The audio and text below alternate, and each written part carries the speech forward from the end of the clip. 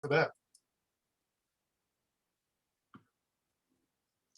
Yeah, first off, knew going into the weekend it was going to be tough for us. As I told you guys, Georgia Southern has many teams, a lot of guys back. They had played Tennessee, three really tight games. I knew their pitching was going to be good. The one thing that I was impressed about the most was their lineup. And they're older, they're stronger. The wind was blowing out really hard on Saturday and Sunday, and it's just a scary place to play when you've got those veterans. I mean, you make a mistake, they made us pay for it. On Saturday. We pitched out a lot of jams on Friday, but really proud of our guys. I mean, look, our pitching has not been faced with a ton of adversity. And Saturday, we got some blue pits that didn't go our way and walked a guy or two that we shouldn't, or hit a guy, and all of a sudden you give up 6 runs in 1 inning. So, punched him in the gut a little bit.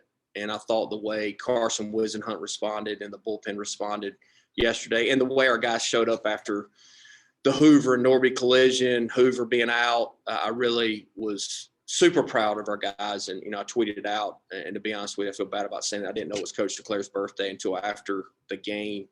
And I just thought, man, hey, we've been super proud of the way the guys stood in the face of, a group that had some momentum, and Carson Wisenhunt stood on the mound and just said, hey, look, you're not going to win today. And then the offense kept adding on.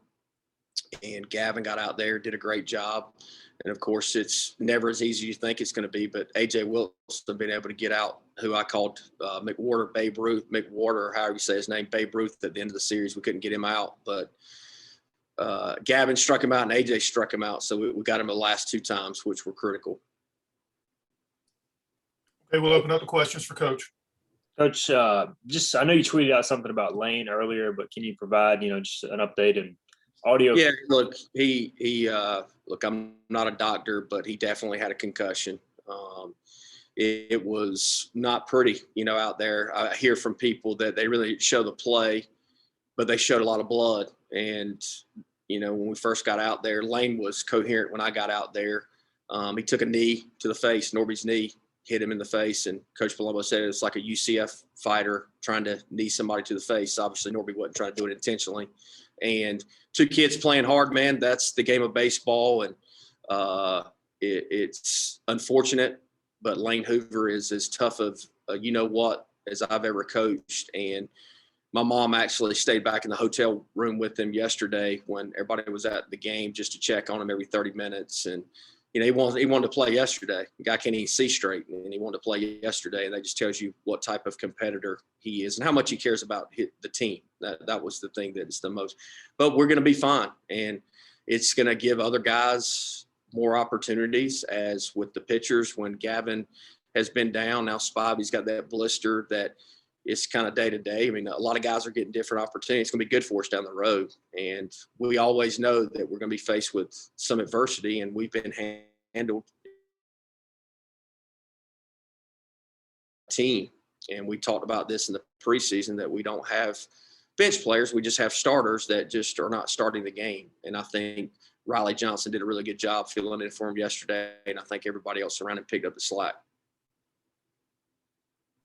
We look at Wisenhunt, just kind of going back to that, and 21 strikeouts and 2 walks and 2 starts. I mean, how impressive is just his command been of that strikeout stuff and not walking anybody? I mean, he's obviously just kind of has that thing rolling. I think every time out he gets more confidence. I was really proud of him.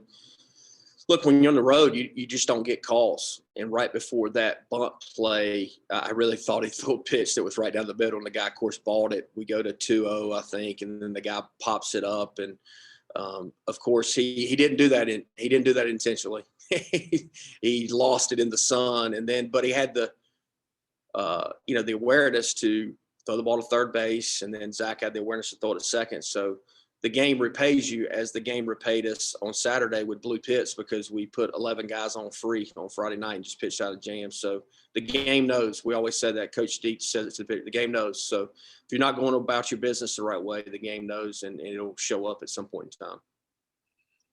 Coach, you go down there and you take 2 out of 3. Things could have been different. They had the bases loaded at one point and could have possibly even taken 2 games That was a good ball club that you went against. Overall, where do you feel like your team is right now as you head into kind of the second week at home?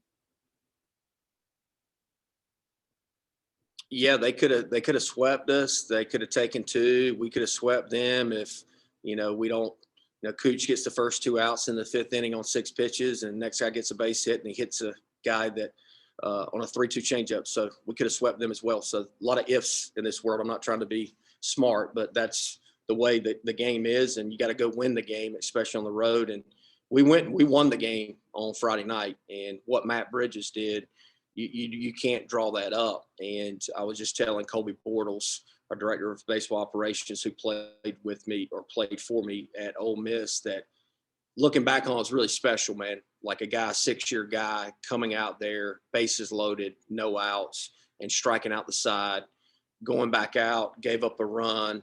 And I knew he was on the last leg, but I thought he could get one more hitter and his spot coming up. And I go, hey, look, I know Matt Bridges is going to get to this guy's fastball. He's a great athlete, high school shortstop, competitor, second at bat of his career, had one at Charlotte last year, swung at the first pitch and just capped it, or he would have hit a home run at Charlotte. So I go, hey, I know this is going to, I don't know if it's going to work out. Of course, I didn't know he was going to get a hit, but just a really cool moment, probably one of the top 5 moments in my coaching career for a player who has stared adversity in the face, had Tommy John surgery, been on the mound in Texas Tech. Everybody remembers that moment 6 years ago.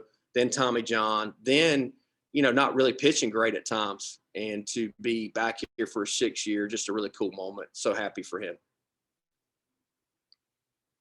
Is he going to get the start at DH on Wednesday? Hey, you never know. Hey, you never know. I know Lloyd Christmas thinks he knows my lineup, but hey, you never know. Coach, can you talk about the play of your first baseman being young and Moylan? He's been playing really well for you. Yeah, he's seen the ball good. We've talked about him. I thought he pressed a little bit early the first weekend, and him and I talked, and just some small adjustments and not trying to do too much. And look, the kid's very talented, so put him in the 3-hole yesterday, and of course he looked like he belonged. So to start with, we wanted to hit him lower just because of you try to let them get their feet wet instead of throwing them into the fire totally. But he's a special talent. We're glad he's on our team. Coach, Connor Norby's obviously off to a really good start. Got up to the leadoff spot on Sunday. So is that a spot you could see him sticking around for a little bit, or are you just kind of seeing where it goes with the matchups? Well, actually, that's where he hit pretty much the entire fall. And Norby sometimes gets a little weird about where he's in the lineup. So we didn't start him there. And then I just said yesterday, I didn't talk to him. I just said, screw it. Hey, you're going to the top, and we're not even going to talk about it. So, and he did an unbelievable job. And look, Norby was pretty shook up after Saturday's game just because of Hoover. And so I didn't know how he would play, to be honest with you, but he played great. He blocked out, all the stuff that, just he was worried about Hoove, all that stuff, and just went and played baseball, and super proud. And of course, his knee's sore because he ran into Norby full speed. I mean, he ran into Hoover's full speed. So he played great yesterday. Coach, with Spivey's blister, any update on that? And do you know who you will start on Wednesday? Not sure who will start on Wednesday. It would not be Spivey. It's better. We just want to make sure we don't get in a situation where he goes out there and you got to take him out of the game again. So right now he's going to throw a bullpen, like a heavy bullpen on Tuesday, and then hopefully we have him available for relief on Friday. What about Gavin? Obviously, he looked really good that one inning. I mean, what, I don't know, long term, I mean, do you want him to be a bullpen guy or work up his stamina to start? I mean, I don't know. What are your options with him, I guess? Well, first off, it was kind of like one of those things. I thought somebody was playing a trick on me. Saturday is the first time he's been hot and I'm like, well, Mac, you're like, we're good for this, right? Like, I mean, he's good for an inning. Yeah. And I was like, okay. And of course, I want to say it's like first warm-up pitch yesterday. Just his adrenaline was so high, just has missed been out there. His first warm-up pitch, I think, was 97. And of course, you guys saw it was 96 to 99 miles an hour every pitch. I thought he got squeezed on the 3-2 walk, but that's what happens on the road. Of course, he yanked the pitch and hit the guy. I feel sorry for the guy that he hit right above the knee, because I'm sure he's sore today because it smoked him pretty good. But just for him to have him out there, I think is an adrenaline boost for our team. Look, he's special. I don't know what his role is going to be moving forward. We can't just start him right now because his pitch count is not where it needs to be. So he feels great today. He's already, been over to Young's and got some extra PT, but he feels great other than some normal soreness in his scap, which is normal for pitchers when you throw. But his body feels great, which is the most important thing. I would say he's probably doubtful for Wednesday to pitch at all, just because I don't want to rush him back into another situation. I'll talk to Coach Dietrich and Womack before we make that final decision, but I would expect him to be definitely hot for Friday.